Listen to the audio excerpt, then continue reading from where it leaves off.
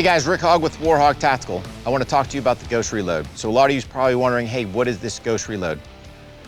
The thing is, what I've seen with my students, when we come out to the range, people have this range mentality. And what I'm trying to do via the Ghost Reload is break that range mentality. This is the place where we're training, where God forbid you ever have to defend yourself. I've built my skills here. The premise behind the Ghost Reload is this. Once I have shot all my mags, I let that last mag go. And a lot of times we get in that range mentality of, hey, you know what? I'm done, holster the gun and be done with it. What I want you to do or start adding to your training plan is once you've fired that last mag, still release that mag and then go through the motions of a mag change, because what I want is that final trigger press to see, are you actually anticipating your recoil, pushing down, whatever the case may be. It's one more practice for dry fire just to enhance your training and get us in the mindset, hey, the fight isn't over, I'm still in it, and I'm always looking to train that one more little piece I can. So let me give you guys a quick demo. So again, I've got my safe direction here. I get my pistol out, I'm gonna go ahead and put a mag in, and I'm gonna lock the slide to the rear.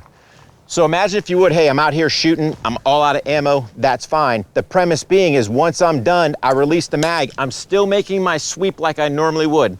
I know I'm out of mags, that's fine, I'm coming up, slide release, presenting back out, back on my target I'm engaging, and I'm getting that good trigger squeeze. At that point, that to me is when the drill's done.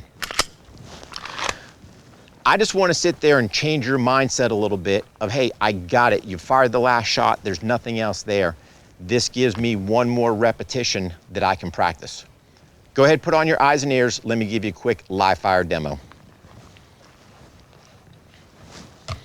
So again, I'm going to go through the same method to do the War HOGG administrative load because again, it's a good practice and I'm ensuring that my firearm's loaded. So I'm here, I draw my pistol out, there's my safe direction, check my sights, they're good, lock my slide to the rear, mag goes in, slide forward, and boom, I'm all set.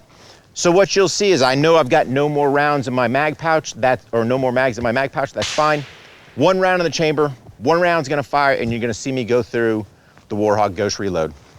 Present out, fire the last shot once it's done, sit there, get my reload back on target, and I've got a good easy press. Then once I'm done, sit there, holster, and it just breaks that mentality of I've gone through that, I'm staying in the fight, and oh, by the way, it just gives me a check to make sure I'm not doing anything crazy with my trigger. Incorporate the War HOGG Ghost Reload into your training, break out of that range kind of mentality and go, hey, this is the place where I'm training for the fight, which I hope you're never in, but if you are, you've got the skill and the ability to quickly finish that fight.